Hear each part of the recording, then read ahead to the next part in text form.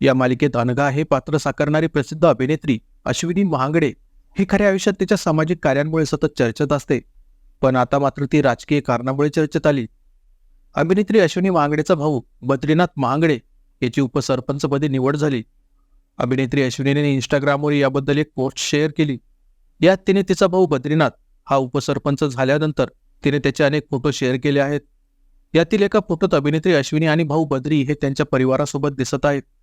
अश्विनीने जुन्या आठवणींना उजाळा देत म्हटलंय की बद्री ग्रामपंचायत सदस्य म्हणून निवडून आला त्या दिवशी हा फोटो काढला होता.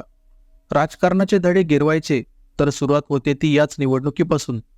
नाना कायम म्हणायचे विरोध हा फक्त निवडणुकीपुरताच मर्यादित ठेवावा, कारण निवडून आलेला माणूस हा सगळ्यांचा असतो, जे मदत देत नाही त्यांचाही.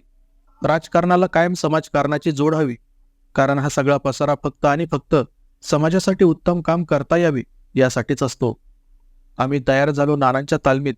बद्री, अभिनंदन, शुभेच्छा आणि आशीर्वाद, असं अभिनेत्री अश्विनी महागडे यांनी म्हटलं आहे.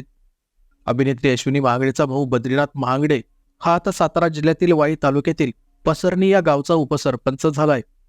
याबद्दल भावाचे कौतुक करत अभिनेत्री अश्विनीने म्हटलंय की तू फार संयमी बाबा, शांत आणि फक्त शांत.